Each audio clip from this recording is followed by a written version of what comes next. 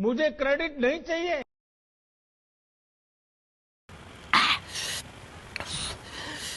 साले को बम से उड़ा दूंगा एक बार हाथ में आ जाए तो। सॉरी। एक दो पानी पूरी मीठी बना रे। ए चल पानी पूरी लगा, चल ना पानी पूरी लगा ना।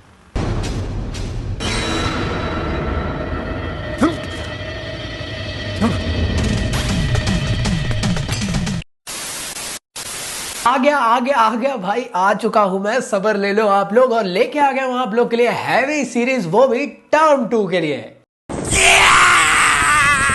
सो hey everyone, welcome to my channel. तो कैसे सभी लोग? तो आई होप सभी लोग बढ़िया होंगे, घर बैठे मस्त वे में आप लोग अपने प्रिपरेशन कर रहे होंगे। तो आज का वीडियो काफी ज्यादा खास होने वाला है सभी के सभी स्टूडेंट्स के लिए, क्योंकि इस वीडियो में हम लोग डिस्कस करने वाले हैं entire chapter yoga and lifestyle के बारे में। बहुत डिटेल में समझने वाले हैं, एक एक चीज को हम लोग बेहतर वे में कंप्लीट करेंगे, सो दैट आप लोग का इससे अच्छे से पूरा का पूरा सिलेबस कंप्लीट हो सके, वो भी टर्म 2 के पर्सपेक्टिव से। सो वीडियो को एंड तक के देखना बिल्कुल मत भूलना, चैनल को सब्सक्राइब कर लेना, और साथ ही साथ टेलीग्राम के चैनल पे भी आप लोग ज्वाइन कर लो। उसके साथ में आप लोग टेलीग्राम के ग्रुप में भी ज्वाइन कर लो, और मुझे आप लोग इंस्टा पे फॉलो अप कर सकते हो। जल्दी जल्दी जाओ, डिस्क्रिप्शन में आप लोग को सारे लिंक्स अवेलेबल है, जहां पे जाके आप लोग मुझे फॉलो अप करके आप लोग को सारी अपडेट्स रेगुलर मिलते रहेगी। तो चलिए स्टार्ट करते हैं इस वीडियो को।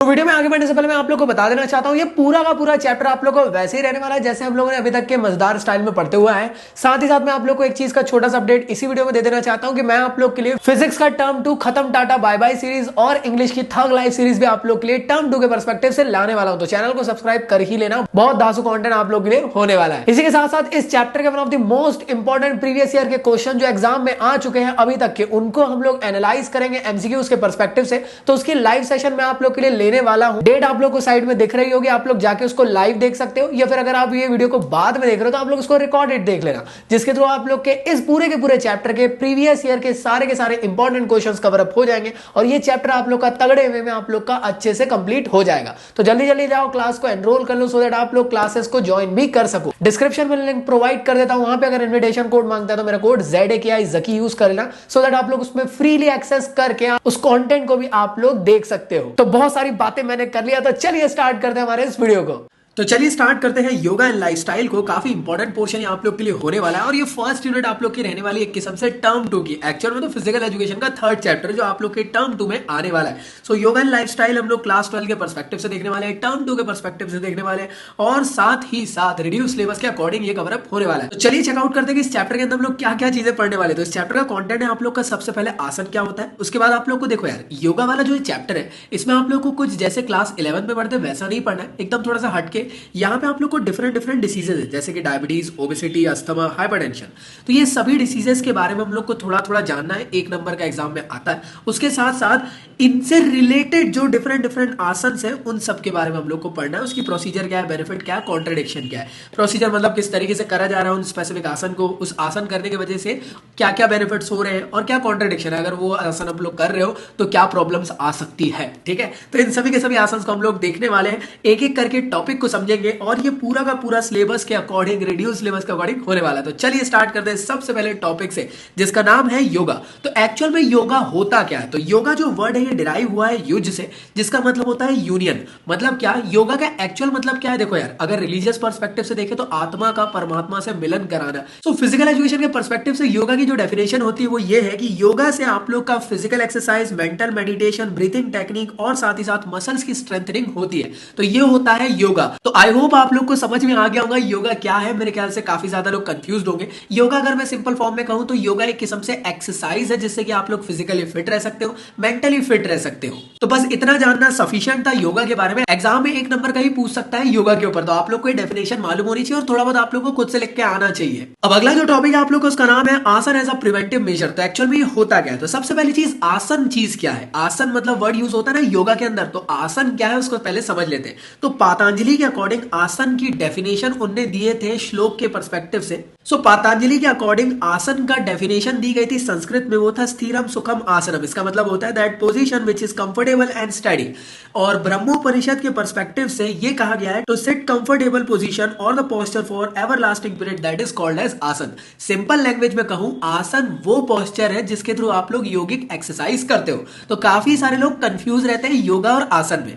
योगा है फॉर्म ऑफ एक्सरसाइज, और उस फॉर्म ऑफ एक्सरसाइज को परफॉर्म करने का जो पोस्चर है उसे कहा जाता है आसन। तो आई होप आप लोग को आसन के बारे में समझ में आ गया होगा। आसन काफी इंपॉर्टेंट पोस्चर्स होते हैं। अगर आप लोग सही तरीके से आसन परफॉर्म नहीं करोगे तो योगिक एक्सरसाइज सही तरीके से आप लोग अचीव नहीं कर पाओगे। तो डिफरेंट योगिक एक्सरसाइज होती है, उन सभी के पोस्चर्स होते हैं, उन पोस्चर्स को ही हम लोग आसन कहते हैं। तो अगर आप लोग एग्जाम में आसन के बारे में पूछता है तो आप लोग को यार अपने आंसर राइटिंग को और ज्यादा बेटर बनाने के लिए पतंजलि के पर्सपेक्टिव से डेफिनेशन बता देना स्थिरम सुखम आसनम को। क्लियर है? और ब्रह्मोपनिषद करके अकॉर्डिंग टू द ब्रह्मोपनिषद, अगर आपको स्टेटमेंट याद नहीं है तो कोई बात नहीं, आसन के बारे में जो याद है वो लिख देना। लेकिन इससे होगा कि आप लोग की आंसर राइटिंग और ज्यादा बेहतर हो जाएगी। सो जो नेक्स्ट टॉपिक निकल के आता है वो है आप लोग का बेनिफिट्स ऑफ आसन फॉर प्रिवेंटिंग ऑफ डिसीजेस। अब देखो क्वेश्चन मोल्ड करके आ सकता है कि यार बेनिफिट्स ऑफ योगा बताओ। योगा के भी बेनिफिट वही होंगे जो आसन के होंगे, क्योंकि भाई आसन तो योगिक एक्सरसाइज के किए जा रहे हैं। तो कई बार क्वेश्चन आप लोग को घुमा के आ जाए, इसका मतलब ये नहीं है कि अरे यार भैया आपने तो यार आसन के बारे में पढ़ाए थे, बेनिफिट योगा के बारे में तो मालूम ही नहीं। तो देखो यार, इतने समझदार है, चाहे बेनिफिट ऑफ आसन पूछ ले या बेनिफिट ऑफ योगा पूछ ले, आप लोग को खुद से यार लगभग 3 से 4 पॉइंट बन जाएंगे। तो चलिए उसको और डिस्कस कर लेते हैं अच्छे से। तो अगर आप लोग आसन करते हो तो आप लोग की बोन्स और जॉइंट्स जो है वो स्ट्रॉन्ग रहेंगे, साथ ही साथ जो मसल्स है आप लोग की वो भी स्ट्रॉन्गर हो जाएगी और मसल्स की एफिशिएंसी बढ़ेगी। साथ ही साथ आप लोग अगर योगा एक्सरसाइज करते हो तो आप लोग देखना कोई भी एक्सरसाइज करते टाइम आप लोग को ब्लड सर्कुलेशन बढ़ जाता है। तो योगा से भी आप लोग को ब्लड सर्कुलेशन में बेनिफिट मिलने वाला है। साथ ही साथ जो आप लोग का ब्लड सर्कुलेशन है वो नॉर्मल भी हो जाएगा और स्टेबल भी हो जाएगा। जिसको बीपी की प्रॉब्लम रहती है उसको नॉर्मलाइज कर सकते हैं इसके थ्रू। इसी के साथ साथ आप लोग जानते होंगे योगा के अंदर काफी सारी रेस्पिरेटरी टाइप की एक्सरसाइजेस होती है। तो आप लोग यार अपने लंग्स की कैपेसिटी को इंक्रीज कर सकते हो, साथ ही साथ आप लोग के रेस्पिरेटरी सिस्टम को भी और ज्यादा बेटर बना सकते हो। इसी के साथ साथ अगर आप लोग योगा करते हो तो योगा के थ्रू आप लोग का डाइजेस्टिव सिस्टम काफी ज्यादा स्ट्रॉन्ग हो जाएगा और जो फूड का एब्जॉर्प्शन है वो और ज्यादा बेटर हो जाएगा, जिसके थ्रू आप लोग का पाचन तंत्र मस्त रहेगा। इसी के साथ साथ जब भी आप लोग आसन करते हो तो आप लोग का जो नर्वस सिस्टम है वो भी स्ट्रेंथनिंग होती है और जो न्यूरो मस्कुलर कोऑर्डिनेशन है वो भी बेटर हो जाता है। इसी के साथ साथ जो आप लोग का एक्सक्रीटरी सिस्टम रहता है वो भी बेटर वे में वर्क करता है और योगा करने की वजह से इम्यून सिस्टम आपकी बॉडी का और ज्यादा बूस्टअप होता है। तो अभी कोविड का टाइम चल रहा है तो आप लोग को तो आसन और योगा जरूर करना चाहिए, जिसके थ्रू आप लोग नेचुरली अपने इम्यून सिस्टम को और ज्यादा बेटर बना सकते हो और जो भी डिफरेंट डिसीजेस आने वाली उन सब से आप लोग बच सकते हो। तो ये सभी के सभी आसन के बेनिफिट्स थे। अब जरूरी नहीं कि इनको रट के जाना है, थोड़ा सा लॉजिकल पर्सपेक्टिव से चलो। फिजिकल एजुकेशन के स्टूडेंट हमको खुद से लिखना आना चाहिए। तो आई होप आप लोग को ये बेनिफिट्स बन जाएंगे और आप लोग खुद से भी बता सकते हैं। सो कमेंट बॉक्स में सभी लोग मुझे 3 और डिफरेंट टाइप के आसन के बेनिफिट्स या योगा के बेनिफिट्स कमेंट बॉक्स में पिन करके बताएंगे और जो अच्छे तरीके से बता पाएगा उसको मैं हार्ट जरूर दूंगा मेरे तरफ से। सो अब हम लोग क्या करने वाले हैं, हम लोग डिफरेंट टाइप की डिसीजेस को देखने वाले हैं। इन डिसीजेस को देखने के बाद हम लोग ये चेकआउट करेंगे कि उन डिसीजेस से बचने के लिए हम लोग कौन कौन सी डिफरेंट टाइप के आसन कर सकते हैं और उनके और भी क्या क्या बेनिफिट्स होते हैं, और अगर वो स्पेसिफिक आसन कर रहे हो तो वो किसको नहीं करना चाहिए। तो ये सभी चीज हम लोग देखने वाले हैं। तो सबसे पहली जो डिसीज हम लोग देखने वाले उसका नाम है ओबेसिटी। ओबेसिटी मतलब क्या, हमारे इंडियन सोसाइटी में कहा जाता है कि यार जो भी मोटे लोग रहते हैं वो लोग ओबेसिटी क्राइटेरिया में आते हैं, लेकिन ऐसा नहीं है। ओबेसिटी क्राइटेरिया के अंदर वो लोग आते हैं जिनकी बॉडी के अंदर एक्सेसिव फैट होता है या एक्सट्रीम लेवल तक के एक्सेसिव फैट बन जाता है। या मैं दूसरे लैंग्वेज में कहूं फिजिकल एजुकेशन के पर्सपेक्टिव से कि अगर बीएमआई के अकॉर्डिंग, बीएमआई क्या होता है, body mass index, body mass index के अकॉर्डिंग अगर आप लोग का स्कोर 30 से अबव आता है तब आप लोग कहलाते हो ओबेसिटी की क्राइटेरिया के अंदर। तो ये था आप लोग का ओबेसिटी के बारे में। तो अब ओबेसिटी के ऊपर क्वेश्चन इतना ही आएगा, 1 नंबर की डेफिनेशन आएगी ज्यादा से ज्यादा, लेकिन उसके अलावा आप लोग को एग्जाम में क्वेश्चन ऐसा आ सकता है कि व्हाट इज ओबेसिटी और बताइए बेनिफिट्स, प्रोसीजर और contradiction of any 2 asanas which is related to obesity. तो चलिए जानते हैं ओबेसिटी से रिलेटेड आसन्स जो आप लोग के सिलेबस में दिए हुए हैं, और सीबीएसई ने जो सिलेबस में आप लोग के लिए दिया है मैं उन्हीं आसन्स को पढ़ाने वाला हूं। बुक के अंदर देखोगे तो ऐसे डिफरेंट और आसन्स मिल जाएंगे जो ओबेसिटी से रिलेटेड होंगे, लेकिन हमको सिर्फ उन्हीं को पढ़ना है जो हमारे एग्जाम पॉइंट ऑफ व्यू से इंपॉर्टेंट है। तो चलिए देखते हैं आसन्स के बारे में जो कि ओबेसिटी मोबिलिटी से रिलेटेड आप लोग के सिलेबस में दिए हुए। तो वज्रासन है, पादहस्तासन है, ऊर्ध्वहस्तासन है, त्रिकोणासन है, अर्धमत्य सेंद्रासन है, ये सभी के सभी आसन को हम लोग देखने वाले। और कुछ नहीं, मैक्सिमम वीडियोस आप लोग को मैं एनिमेटेड दिखाने वाला हूं, जिसके थ्रू आप लोग को एक बार में याद ही हो जाएगा कि ये क्या है और क्या नहीं। बाकी आप लोग एक बार इसको रीड आउट भी कर सकते हैं, काफी इंपॉर्टेंट रहेगा एग्जाम में। जब भी आप लोग को इस बारे में आता है कि यार describe any 2 asanas which are related to obesity और उसकी प्रोसीजर, बेनिफिट और कॉन्ट्रडिक्शन के बारे में बताना, तो एक चीज याद रखना, प्रोसीजर के लिए आप लोग को कुछ चीज अलग से याद करने की बिल्कुल जरूरत नहीं है। प्रोसीजर मतलब क्या कि वज्रासन को इस तरीके से परफॉर्म किया जाता है, तो आप लोग थोड़ा दिमाग लगाओ कि ऐसी पोजीशन में कैसे आते होंगे, वही आप लोग को सिंपली लिख देना है। बेनिफिट्स आप लोग को थोड़ा बहुत समझना पड़ेगा पोस्चर के पर्सपेक्टिव से, और कॉन्ट्रडिक्शन का मतलब ये कि अगर आप लोग यार इस तरीके से बैठते तो अगर आप लोगों को इश्यूज थे तो मत करो, जैसे हो सकता है नीज में कुछ प्रॉब्लम हो तो मत करो, तो ये सभी कॉन्ट्रडिक्शन होते हैं। तो चलिए स्टार्ट करते हैं वज्रासन से, और वज्रासन को देखते हैं एनिमेटेड फॉर्म में। वज्रासन, इस आसन को ध्यान मुद्रा में किया जाना चाहिए। ध्यान मुद्रा में इस आसन का अभ्यास करते समय अपनी आंखें बंद रखें। इस आसन को करने के लिए सबसे पहले आपको दंडासन की मुद्रा में आना होगा, जिसके लिए आप अपने दोनों पैरों को सामने की तरफ फैलाकर सीधे बैठें और अपने हाथों को अपने कूल्हों के पास रखें। ध्यान रखें कि आपके शरीर का वजन हाथों पर ना पड़े। अब अपने दाएं पैर को मोड़ें और अपने दाएं कूल्हे के नीचे रखें, और फिर अपना बायां पैर भी मोड़कर अपने बाएं कूल्हे के नीचे रखें। सुनिश्चित करें कि आपकी जांघें सटी हुई हों और आपके अंगूठे आपस में जुड़े हुए। अब अपने हाथों को घुटनों पर रखें। सुनिश्चित करें कि आपकी ठोड़ी जमीन से समानांतर हो। अपना मेरुदंड सीधा रखें और शरीर को ढीला छोड़ें। अब सामान्य रूप से सांस लें और छोड़ें और कुछ देर तक आराम से रहें। वज्रासन से आपकी जांघों और पिंडलियों की मांसपेशियां मजबूत बनती हैं। ये आसन पाचन क्रिया में सुधार लाता है। वज्रासन आपके पैरों की नसों को मजबूत बनाता है। यह आसन पीठ के निचले हिस्से में हो रहे दर्द और सायाटिका में राहत दिलाता है। वज्रासन रीढ़ की हड्डी को दृढ़ता प्रदान कर उसे सीधा रखने में मदद करता है।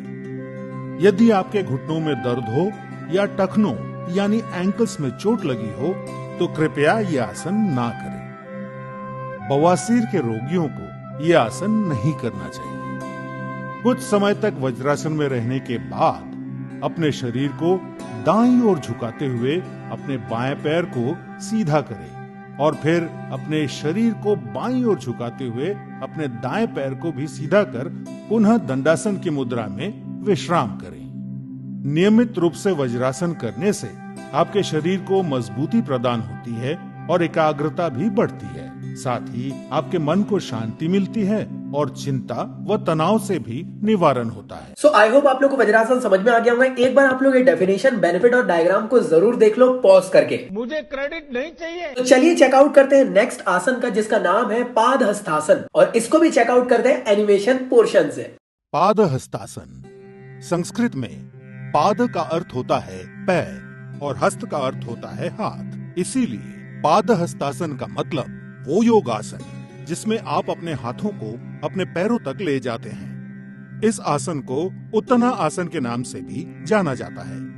इस आसन के लिए सबसे पहले अपने पैरों के बीच 2 इंच की दूरी बनाते हुए सीधे खड़े हो जाएं। अब एक लंबी गहरी सांस अंदर लेते हुए अपने दोनों हाथों को सामने की ओर सीधा रखते हुए अपने सर के ऊपर ले जाएं। अपने शरीर को जितना हो सके अपनी कमर से ऊपर की ओर खींचें। इस अवस्था में धीरे धीरे सांस छोड़ते हुए अपने शरीर को आगे की ओर तब तक झुकाएं जब तक कि आपकी दोनों हथेलियां जमीन को छू सकें। ध्यान रहे कि नीचे झुकते समय आपकी भुजाएं और सर एक ही साथ नीचे झुके।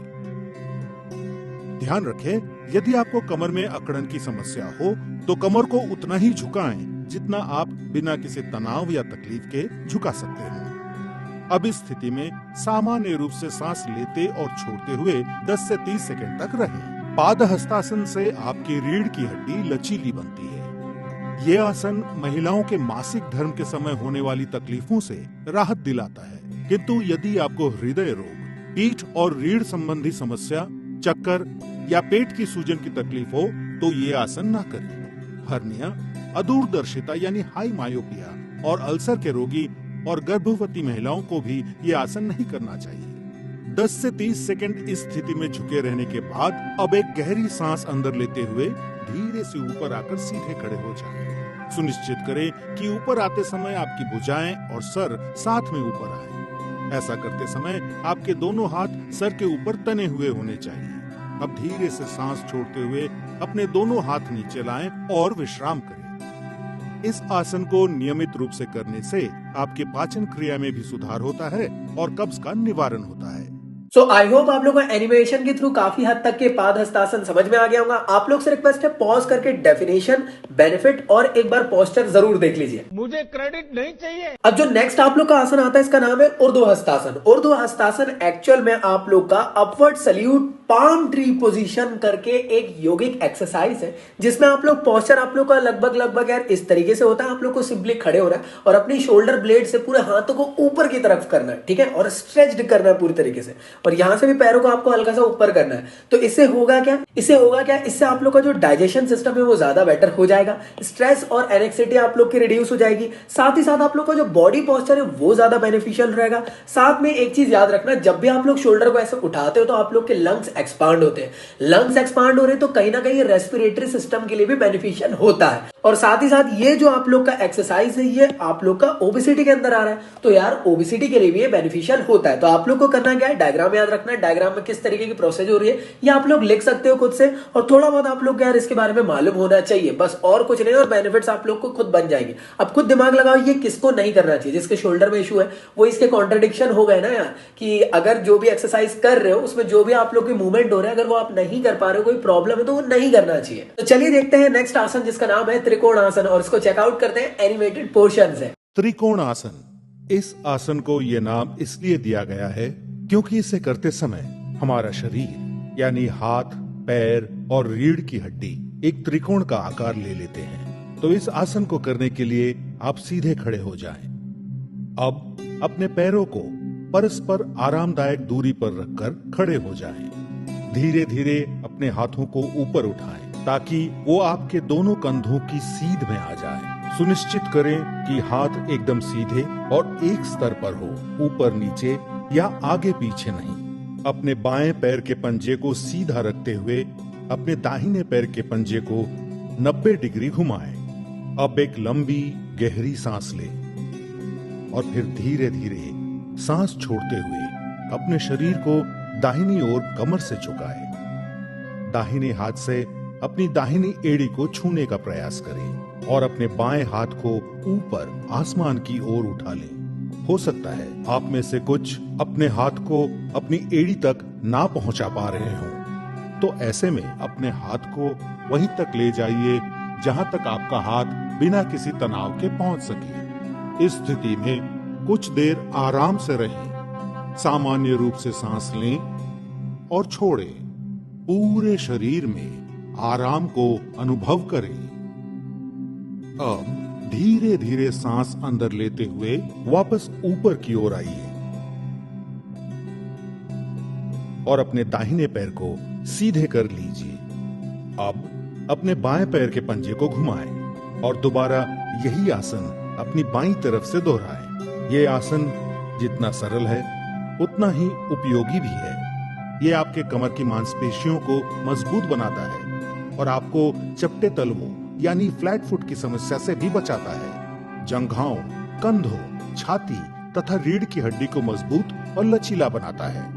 लेकिन अगर आपको गर्दन या पीठ पर चोट लगी हो, स्लिप डिस्क या साइटिका जैसी पीड़ाएं हैं, तो कृपया इस आसन को ना करें। जब आप लंबी गहरी सांसें लेते और छोड़ते हैं तो ये आपके मानसिक तनाव और चिंता का भी निवारण करता है। मुझे क्रेडिट नहीं चाहिए। सो नेक्स्ट आसन है आप लोग का अर्धमध्य सेंद्रासन। तो अर्धमध्य सेंद्रासन को हम लोग अगर बाइफरिकेट करें तो अर्ध का मतलब होता है हाफ, मत्स्य का मतलब होता है फिश और इंद्र का मतलब होता है किंग, और आसन का मतलब तो आप सभी लोग जानते हो पोस्चर। तो मतलब ये कैसे टाइप का आसन है, इसका नाम होता है हाफ फिश किंग पोज वाला आसन।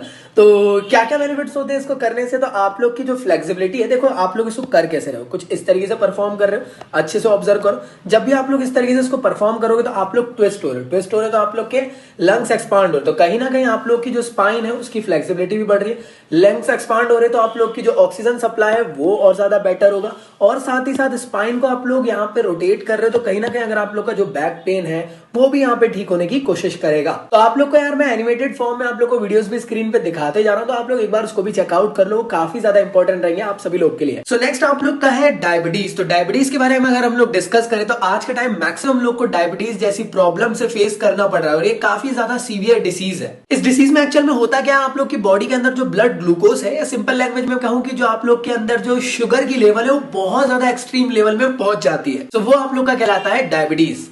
अब ये ब्लड ग्लूकोज मिलता कहां से? तो एक्चुअल में ब्लड ग्लूकोज आप लोग को खाने से मिलता है। जब भी आप लोग खाना खाते हैं तो ब्लड ग्लूकोज आप लोग को मिलता है, क्योंकि ये आप लोग को एक्चुअल में एनर्जी प्रोवाइड करता है। अब जो डायबिटीज है ये भी लगभग दो टाइप की होती है, एक होती है टाइप 1 और एक होती है टाइप 2। तो इतना आप लोग को समझना सफिशिएंट है, क्योंकि एक नंबर में ही ज्यादा से ज्यादा डायबिटीज का पूछेगा, और ये सफिशिएंट है, इतना लिख के आ जाओगे आप लोग को आराम से एक नंबर मिल जाएंगे।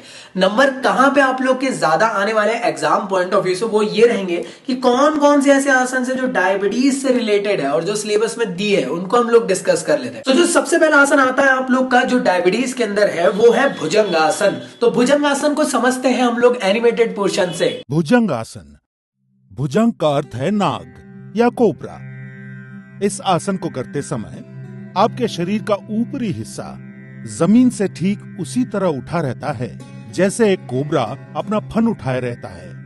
इस आसन को करने के लिए सबसे पहले आपको मकरासन की मुद्रा में आना होगा, जिसके लिए आप जमीन पर पेट के बल लेट जाएं और अपने पैरों को एक दूसरे से दूर रखें। अपने माथे को अपनी हथेलियों पर रखें और अपने शरीर को आराम दें। अब मकरासन से आगे बढ़ते हुए अपने दोनों पैरों को आपस में जोड़ें और अपने हाथों को सामने की ओर खींचें। अपने माथे को जमीन पर रखें। अब अपनी हथेलियों को अपनी छाती के समीप रखते हुए अपनी कोहनियों को उठाएं। एक गहरी सांस लेते हुए और अपनी ठोड़ी को ऊंचा करते हुए अपने शरीर को नाभि के हिस्से तक जमीन से उठाएं। ध्यान रखें कि आपकी कोहनियां आपके शरीर के सीध में रहें और आपके पैर इस तरह तने हुए हो कि आपकी कमर पर अत्यधिक तनाव महसूस ना हो।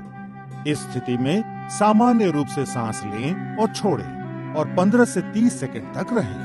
इस आसन को नियमित रूप से करने पर पीठ दर्द में आराम मिलता है। भुजंगासन पेट की चर्बी को घटाता है और कब्ज की परेशानी से मुक्ति दिलाता है।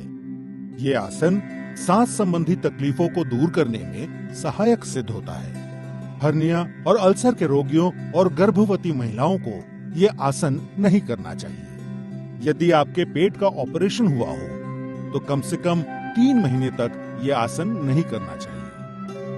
15 से 30 सेकंड इस स्थिति में रहने के बाद सांस छोड़ते हुए धीरे से अपने शरीर के ऊपरी हिस्से को नीचे लाते हुए अपने हाथों को सामने की ओर खींचे और पुनः मकरासन की मुद्रा में आने के पश्चात आरामदायक सांस लें। भुजंगासन तनाव दूर करने के लिए सबसे उपयोगी आसन है। इस आसन को नियमित रूप से करने पर आपका तन और मन दोनों स्वस्थ रहेंगे। मुझे क्रेडिट नहीं चाहिए। तो आई होप आप लोग को एनिमेशन के थ्रू भुजंगासन समझ में आ गया होगा। नेक्स्ट है आप लोग का पश्चिमोत्तासन। पश्चिमोत्तासन एक ऐसा आसन है जिसमें आप लोग बैठकर अपने आप को फॉरवर्ड बेंड कर रहे हो, और ये एक्चुअल में मॉडर्न योगिक एक्सरसाइज के अंदर आता है और हाथा योगा के अंदर इसको इंक्लूड किया जाता है। तो जैसे आप लोग देख रहे हो, सिंपल आप लोग इस तरीके से बैठे होंगे, आप लोग फॉरवर्डली बेंड हो गए और अपने हाथों को इस तरीके से आप लोगों ने पैरों से पकड़ लिया, और काफी थोड़ी देर तक आप लोग को यहाँ पे होल्ड करके रखना है, देन रिलीज कर देना है। अब इससे क्या बेनिफिट होगा? सबसे पहली चीज तो ये डायबिटीज के अंदर आ रहा है तो डायबिटीज के लिए बेनिफिशियल है।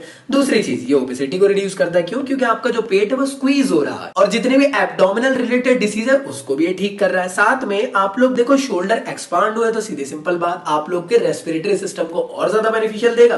दैट मींस अस्थमा जैसी प्रॉब्लम को भी ये बेनिफिट प्रोवाइड करता है। अब नेक्स्ट आसन है आप लोग का पवन मुक्तासन। पवन मुक्तासन को चलिए समझते हैं इसको एनिमेटेड वीडियो से। पवन मुक्तासन। पवन का अर्थ है वायु और मुक्त का अर्थ है छोड़ना या मुक्त करना। यह आसन आपकी आंतों यानी इंटेस्टाइन से वायु या वात निकालने में उपयोगी है। सबसे पहले आप अपने दोनों पैरों और हाथों को आरामदायक दूरी में फैलाकर जमीन पर पीठ के बल लेट जाएं। सुनिश्चित करें कि आपकी हथेलियों का मुख आसमान की तरफ हो। इस आसन को शवासन कहा जाता है। अब शवासन से आगे बढ़ते हुए अपने दोनों पैरों को जोड़ें और अपने घुटनों को मोड़ते हुए अपनी जांघों को अपनी छाती के पास लाएं। अपने दोनों हाथों की उंगलियों को आपस में गूंथें और घुटनों के नीचे अपनी पिंडलियों के पास पकड़ें। अब सांस छोड़ते हुए अपने सर और कंधों को तब तक उठाएं जब तक कि आपकी ठोड़ी घुटनों को छू ना ले। ऐसा करते समय आपको आपके कटी प्रदेश यानी कमर के हिस्से में खिंचाव महसूस होगा। अपनी आंखें बंद रखें और अपने कटी प्रदेश यानी कमर के हिस्से पर अपना पूरा ध्यान केंद्रित करें। इस स्थिति में सामान्य रूप से सांस लें और छोड़ें और कुछ देर तक आराम से रहें। पवन मुक्तासन आपको वात से राहत दिलाता है और उदर की वायु को कम करता है। ये आसन आपको कब्ज से मुक्त करता है और पाचन क्रिया में सुधार लाता है। पवन मुक्तासन आपकी मेरु तंत्रिकाओं यानी स्पाइनल नर्व्स को ठीक करता है। यह आसन आपकी पीठ की मांसपेशियों को मजबूती प्रदान करता है। पवन मुक्तासन गहरा आंतरिक दबाव डालकर आपके कूल्हे और कटी प्रदेश की मांसपेशियों, अस्थिबंधन यानी लिगामेंट्स और स्नायु यानी टेंडन्स की जटिल समस्याओं से निदान कर उनमें कसावट लाता है। यदि आपको पीठ दर्द हो या पेट में चोट आई हो तो कृपया यह आसन ना करें। हर्निया और सायाटिका के रोगियों को यह आसन नहीं करना चाहिए। महिलाओं को गर्भावस्था में यह आसन नहीं करना चाहिए। कुछ समय तक इस स्थिति में स्थिर रहने के बाद सांस लेते हुए अपने सर और कंधों को पुनः जमीन पर रखें। अब सांस छोड़ते हुए अपनी टांगों को सीधा करें और जमीन पर रख पुनः शवासन की मुद्रा में आकर विश्राम करें। पवन मुक्तासन आपके रक्त संचारण को बढ़ाकर आपकी नसों को उत्तेजित करता है और आपके आंतरिक अंगों की कार्यक्षमता में वृद्धि लाता है। मुझे क्रेडिट नहीं चाहिए। अब नेक्स्ट जो है अर्धमध्य सेंद्रासन। आप लोग देखें कि यार ये तो अभी ओबेसिटी में आया था, तो हाँ काफी सारे ऐसे आसन से जो आप लोग को रिपीट होने वाले डिफरेंट डिसीज में। तो अर्धमध्य सेंद्रासन अभी थोड़ी देर पहले हम लोगों ने ओबेसिटी में देखे और अब ये यहाँ पे आया है, तो इसको फिर से रिपीट नहीं करते और आगे बढ़ते हैं। तो चलिए देखते हैं नेक्स्ट डिसीज। इसका नाम है अस्थमा। तो एक्चुअल में अस्थमा होता क्या है? तो अस्थमा एक रेस्पिरेटरी डिसीज है जिसमें कि सांस लेने में तकलीफ होने लग जाती है। मतलब होता क्या एक्चुअल में? अस्थमा में देखो समझने की कोशिश करते हैं। एक नॉर्मल इंसान है तो उसका विंड पाइप कुछ इस तरीके से रहेगा। होगा क्या यहाँ पे? होगा ये कि यहाँ पे इजीली सांस अंदर जाएगी और बाहर आप लोग की इजीली आ जाएगी। क्लियर है? याद रखें अस्थमा में क्या होता है, जो विंड पाइप रहता है वो और ज्यादा नैरो हो जाता है। क्लियर है? जैसे आप लोग देख रहे हो यहाँ पे हवा जाने के लिए सिर्फ छोटी सी ही स्पेस रह जाती है और यहाँ पे आसपास में पूरी स्वेलिंग आ जाती है। ठीक है, तो जो विंड पाइप रहता है और ज्यादा नैरो हो जाता है। क्यों जाता है यार? ड्यू टू दी कफ जो जनरेट हो जाता है यहाँ पे आप लोग के लिए, या हम लोग कह सकते हैं एक्स्ट्रा म्यूकस यहाँ पे प्रोड्यूस हो जाता है। तो इस वजह से अस्थमा जैसी प्रॉब्लम क्रिएट होती है। और आप लोग खुद दिमाग लगाओ, एक पाइप है जिससे पानी इजीली फ्लो हो रहा है और उसको दबा दोगे तो पानी इजीली फ्लो नहीं हो पाएगा, बहुत ज्यादा मुश्किलात होगी उस पानी को बाहर निकलने में। सेम टू सेम यहाँ पे आप लोग के विंड पाइप के साथ भी होता है। विंड पाइप अभी आप लोग का नॉर्मल है तो अच्छे से सांस ले रहे हो आप लोग, लेकिन अगर उसको एकदम से चोक्ड कर दिया जाए तो सांस लेने में बहुत ज्यादा तकलीफ हो जाती है। अस्थमा एक किस्म से बड़े पापा ऑफ कोविड-19 है। कई लोग को यार ये बाय बर्थ होती है और कई लोग को यार एयर पॉल्यूशन की वजह से भी ये दिक्कत धीरे धीरे करके आने लग जाती है। तो चलिए चेकआउट करते हैं अस्थमा से रिलेटेड डिफरेंट आसन जो आप लोग के सिलेबस के अंदर है। अब इसमें जो पहला आसन होता है उसका नाम है चक्रासन। तो एक्चुअल में चक्रासन को व्हील पोज भी कहा जाता है, इसको कई बार यार आप लोग को ब्रिज पोज भी कहा जाता है। तो ये चीज आप लोग को याद रखना पड़ेगा, जिसमें आप लोग को यार बैकवर्ड बेंडिंग आप पूरे एकदम चक्कर की तरह हो जाते हो। देखो इस तरीके से आप लोग पूरे के पूरे आसन को परफॉर्म करते हो, जहां पे अगर आप लोग स्पाइन की फ्लेक्सिबिलिटी अच्छी है तो आप उसको बहुत अच्छे से परफॉर्म कर सकते हो। एक्चुअल में चक्रासन जो है वो एरोबिक्स के अंदर भी आता है और साथ ही जिम्नास्टिक के अंदर भी इसको इंक्लूड किया जाता है। तो ये काफी इंपॉर्टेंट एक्सरसाइज है जिम्नास्टिक और एरोबिक एक्सरसाइज के लिए भी। इसमें आप लोग ये चीज ऑब्जर्व कर रहे हो कि आप पूरी तरीके से पीछे से फ्लिप हो चुके हो। तो अगर आप लोग को बैक पेन जैसा रिलेटेड प्रॉब्लम है तो उसको आप लोग ठीक कर सकते हो। किसी भी टाइप का अगर किडनी रिलेटेड प्रॉब्लम है तो उसको सही कर सकते हो और हर्निया जैसी प्रॉब्लम को भी आप लोग सही कर सकते हो। अब जो नेक्स्ट आसन है उसका नाम है गौमुख आसन। नाम से समझ में आ रहा है कि ये गौ से रिलेटेड है, मतलब काऊ से रिलेटेड, तो एक्चुअल में इसको कहते हैं काऊ पोज। तो ये चीज आप लोग को याद रखना है, ये हाथा योगा के अंदर आती है और साथ ही साथ इसको हम लोग मॉडर्न योगिक एक्सरसाइज के अंदर इंक्लूड करते हैं। हाथा योगा मतलब कि मॉडर्न एक्सरसाइज से रिलेटेड जितनी भी रहेगी वो सभी के सभी आप लोग के इसके अंदर रहेगी। ज्यादातर गौमुख आसन को आप लोग यार मेडिटेशन के लिए भी करते हो, इसका नाम जरूर याद रखना है, इसको काऊ पोज कहा जाता है। और साथ ही साथ इसके जो बेनिफिट्स है वो ये है, देखो यार पहली चीज तो ये आप लोग को दोनों हाथों को पीछे इस तरीके से टच करना है। क्लियर है? यहाँ तक कि आप लोग को मैं छोटे मोटे वीडियोस आप लोग को स्क्रीन पे भी दिखा रहा हूं तो आप लोग उससे भी समझ सकते हो। साथ ही साथ हम लोग चेकआउट कर लेते इससे बेनिफिट क्या क्या होते हैं। तो यार आप इससे फिट रह सकते हो, साथ में आप लोग के लंग्स की कैपेसिटी इंक्रीज हो जाएगी, इसी के साथ साथ आप लोग की जो मसल्स है और उसकी इलास्टिसिटी वो भी आप लोग की इंक्रीज हो जाएगी। अब जो नेक्स्ट आसन आप लोग का आता है उसका नाम है पर्वतासन। पर्वतासन नाम से समझ में आ रहा है, पर्वत मतलब माउंटेन, तो पक्का इसका नाम होगा माउंटेन पोज। तो इसको हम लोग माउंटेन पोज के नाम से भी जाना जाता है। इसमें आप लोग क्या है कुछ नहीं इस तरीके से पालती मार के बैठना और अपने दोनों हाथ को इस तरीके से आप लोग को करना है। क्लियर है? यहाँ तक कि आप लोग को पूरी तरीके से ऊपर लेना है, ऐसा नहीं कि नमस्ते कर रहे हो। क्लियर है? क्योंकि आप इलेक्शन जीत के नहीं आए हो। यहाँ तक क्लियर है? तो आप लोग जब भी हाथों को ऊपर लोगे तो होगा क्या, आप लोग के लंग्स एक्सपांड होंगे। तो बेनिफिट में सबसे पहले यही आ जाना चाहिए, रेस्पिरेटरी सिस्टम के लिए काफी ज्यादा बेनिफिशियल है। साथ ही साथ ये अस्थमा के अंदर है, तो यार भैया समझ में आ गया ना, इसलिए आप लोग यहाँ लंग्स की कैपेसिटी को इंक्रीज कर रहे हो। इसी के साथ साथ अगर आप लोग के शोल्डर और बैक में अगर कोई प्रॉब्लम आ रही है, टेंशन क्रिएट हो रहा है, तो उससे भी आप लोग रिलीफ पा सकते हो। साथ में आप लोग का जो स्पाइन का फंक्शन है वो भी और ज्यादा बेटर हो जाएगा अगर आप लोग रेगुलर पर्वतासन करते हो तो। अब जो नेक्स्ट आसन आता है इसका नाम है सुखासन। सुखासन कहीं ना कहीं वज्रासन जैसे आप लोग को ऑब्जर्व कर पा रहे होंगे, ये भी एक मेडिटेटिव आसन है जिसमें आप लोग को क्रॉस लेग करके इस तरीके से हाथों को रखना है और आप लोग को ध्यान लगाना है, सांस अंदर लेना है, सांस छोड़ना है। क्लियर है? तो कहीं ना कहीं ये रेस्पिरेटरी सिस्टम के लिए काफी ज्यादा बेनिफिशियल है, इसलिए इसको अस्थमा के अंदर इंक्लूड किया गया है। इसके अलावा इसके और क्या क्या बेनिफिट होते हैं, तो भाई सीधी सिंपल बात है, एक मेडिटेटिव आसन है तो कहीं ना कहीं आप लोग के दिमाग को शांत करेगा, जो भी टेंशन स्ट्रेस एनेक्सिटी होगी उन सबको रिड्यूस करेगा। और इसके अलावा सुखासन को एक्चुअल में हम लोग basic level of yogic exercise के अंदर भी इंक्लूड करते हैं। अब नेक्स्ट जो आसन है भुजंगासन, पश्चिमोत्तासन, इन दोनों को हम लोगों ने थोड़ी देर पहले भी देख लिए,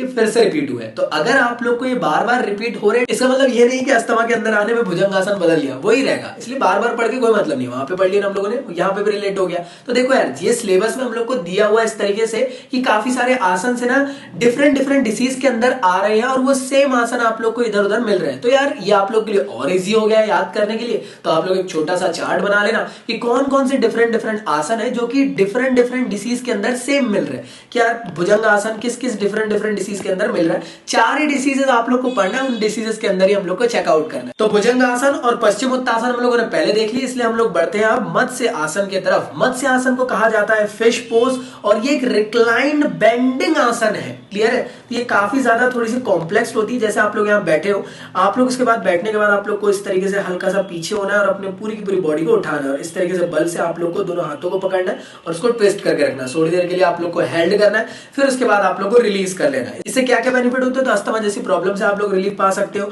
आंखों में अगर कोई प्रॉब्लम है तो उसको आप लोग ठीक कर सकते हो।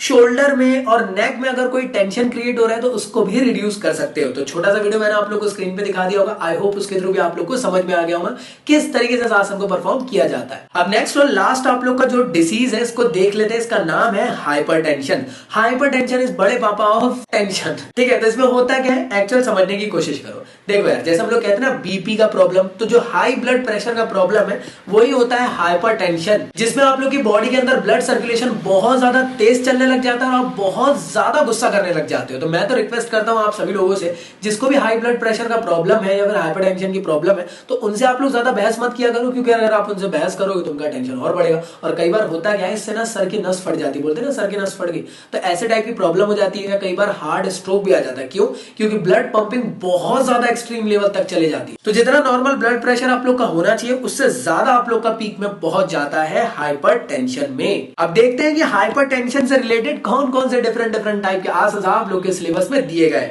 तो यार देखो डिफरेंट टाइप के आसन है। तो सबसे पहला है ताड़ासन। तो चलिए इसको समझते हैं एनिमेटेड स्टाइल से। तो आई होप आप लोग को ताड़ासन यार एनिमेशन स्टाइल से समझ में आ गया होगा। नेक्स्ट है वज्रासन, जिसको हम लोगों ने स्टार्टिंग में देख चुके हैं। आई होप यहाँ पे फिर से हम लोग को रिपीट करने की जरूरत नहीं पड़ेगी। नेक्स्ट है आप लोग का पवन मुक्तासन, इसको भी हम लोगों ने पहले देख चुके हैं।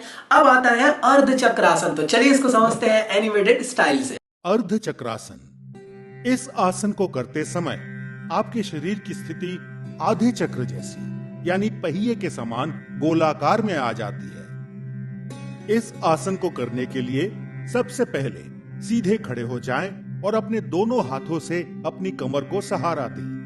ध्यान रखें कि आपकी सभी उंगलियां जुड़ी हुई हों ताकि आपकी कमर को अच्छे से उसकी पकड़ मिल सके। अब एक गहरी सांस लेते हुए धीरे धीरे अपने सर को पीछे की ओर झुकाएं। सर को इतना झुकाएं कि आपको आपकी गर्दन की मांसपेशियों पर खिंचाव महसूस हो। सामान्य रूप से सांस लें और छोड़ें। इस स्थिति में 10 से 30 सेकंड तक विश्राम करें। अर्धचक्रासन आपकी रीढ़ को लचीला बनाता है, मेरु तंत्रिकाओं यानी स्पाइनल नर्व्स को मजबूती प्रदान करता है। ये आसन सांस लेने की क्षमता को बेहतर बनाता है और सर्वाइकल स्पॉन्डिलाइटिस यानी गर्दन के दर्द में भी आराम देता है। पर याद रहे, इस आसन को करते समय उच्च रक्तचाप यानी हाइपरटेंशन या हाई बीपी के रोगियों को सावधानी से झुकना चाहिए। यदि आपको चक्कर आते हों तो कृपया यह आसन ना करें।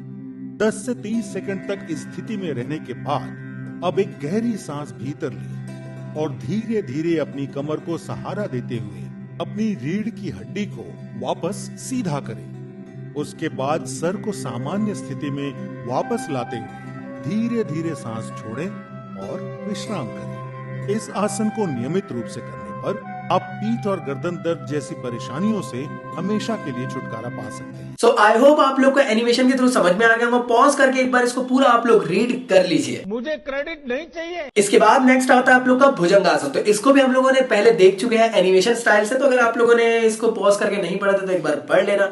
अगला आता है आप लोग का लास्ट शवासन। शवासन नाम से समझ में आ रहा है कि एकदम रिलैक्स्ड होकर, मतलब जैसे कि आपके शरीर से आत्मा निकल गई, तो आप लोगों को करना क्या है, जमीन पे लेट जाना, पूरी तरीके से रिलैक्स हो जाना। कहीं ना कहीं एक मेडिटेटिव आसन की तरह यूज भी हो रहा है और इसको हम लोग मॉडर्न योगा एक्सरसाइज के अंदर इंक्लूड करते हैं। हाथा योगा के अंदर इसको इंक्लूड करते हैं। ये एक रिलैक्सेशन टाइप का आसन है और साथ में ये काफी ज्यादा बेनिफिशियल रहता है उन लोग के लिए जिनका यार ब्लड प्रेशर कुछ ज्यादा ही, आप देखो गुस्से के तेज, तो उनको शांत कराने के लिए रिलैक्सेशन टाइप के आसन आप लोग को कराने पड़ेंगे ना, तभी तो उन लोग का जो ब्लड प्रेशर है वो नॉर्मल हो सकेगा। और साथ में इसको योगी निद्रा के अंदर भी इंक्लूड किया गया, तो ये आप लोग के लिए प्लस पॉइंट है। इसको आप लोग याद रखना। डायग्राम आप लोग इस तरीके से याद रख लेना। क्या क्या बेनिफिट होते हैं, तो आप लोग के ब्लड प्रेशर के लेवल को आप लोग को रेगुलेट करता है, साथ में आप लोग के एनर्जी लेवल को इंक्रीज करता है, आपके मन को शांत करता है। तो ये सभी के सभी थे डिफरेंट टाइप के आसन जो आप लोग के एग्जाम पॉइंट ऑफ व्यू से बहुत ज्यादा इंपॉर्टेंट है।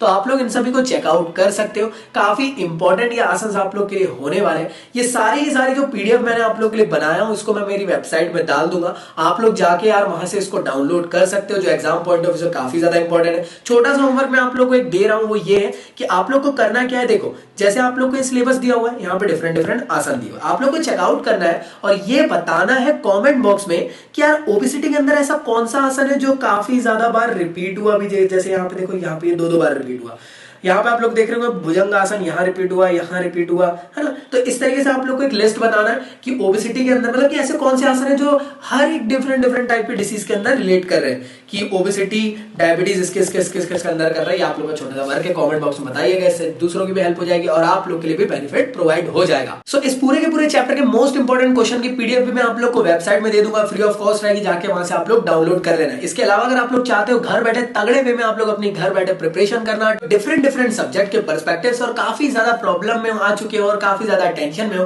कि कौन से बेस्ट आप लोग को क्वेश्चन बैंक की तरफ जाना चाहिए जो टर्म 2 के लिए काफी ज्यादा बेनिफिशियल रहेगी, तो मैं मेरी तरफ से रिकमेंड करना चाहता हूं ओसवाल गुरुकुल के लिए आप लोग का ये वाला पूरा का पूरा क्वेश्चन बैंक, जो कि एक्चुअल में डिजाइन किया गया है टर्म 2 के पर्सपेक्टिव से, और सारे के सारे सब्जेक्ट के लिए आप लोग को ये इंक्लूडेड हो जाएगा। तो आप लोग ये सारे के सारे सब्जेक्ट के लिए इसको देख सकते हो। डेडिकेटली टर्म 2 के पर्सपेक्टिव से बनाया गया है, आप लोग के 2022 के एग्जामिनेशन के पर्सपेक्टिव से। चैप्टर वाइज इसके अंदर आप लोग को काफी सारी चीजें हैं, साथ में आप लोग को इसमें एमसीक्यूज प्रैक्टिस के लिए भी दिए गए, साथ में टर्म 2 के पर्सपेक्टिव से जो आप लोग को शॉर्ट क्वेश्चंस आने वाले, लॉन्ग क्वेश्चंस आने वाले, उन सभी को आप लोग को इंक्लूड किया गया है। एनसीईआरटी के क्वेश्चंस भी आप लोग के इसके अंदर इंक्लूडेड है, एग्जाम्पलर के क्वेश्चंस भी है, और बोर्ड्स के पर्सपेक्टिव से बहुत तगड़ी ये बुक होने वाली है टर्म 2 की। तो आप लोग इसको चेकआउट कर सकते हो, डिफरेंट टाइप के सब्जेक्ट्स के लिए आप लोग के लिए अवेलेबल है। सो डिस्क्रिप्शन में मैं आप लोग के लिए लिंक प्रोवाइड कर दूंगा, इसको चेकआउट जरूर कर लेना। बहुत तगड़ी बुक है जिसके थ्रू आप लोग टर्म 2 की प्रिपरेशन घर बैठे कर सकते हो। सो इसी के साथ साथ आप लोग मुझे अनअकैडमी में भी फॉलो अप कर सकते हो, वहां पे मैं आप लोग के लिए फ्री क्लासेस प्रोवाइड करता रहता हूं, उसकी भी लिंक आप लोग को डिस्क्रिप्शन में मिल। इसी के साथ साथ आप लोग मुझे इंस्टा पे भी जरूर फॉलो अप कर लेना, वहां पे मेरे लगभग 10,000 फॉलोअर्स कंप्लीट हो चुके हैं। तो आप लोग के प्यार सपोर्ट की वजह से वहां पे मैं आप लोग के लिए अपडेट्स प्रोवाइड करता रहता हूं और हम लोग की गपशप चलते रहती है। साथ में में आप लोग टेलीग्राम के चैनल और ग्रुप दोनों को ज्वाइन कर लेना। इससे आप लोग को latest update time to time मिलते रहेगी। कई बार यूट्यूब में आप लोग को अपडेट नहीं मिल पाती है तो वो आप लोग को मैं यहाँ पे टेलीग्राम में प्रोवाइड कर देता हूँ।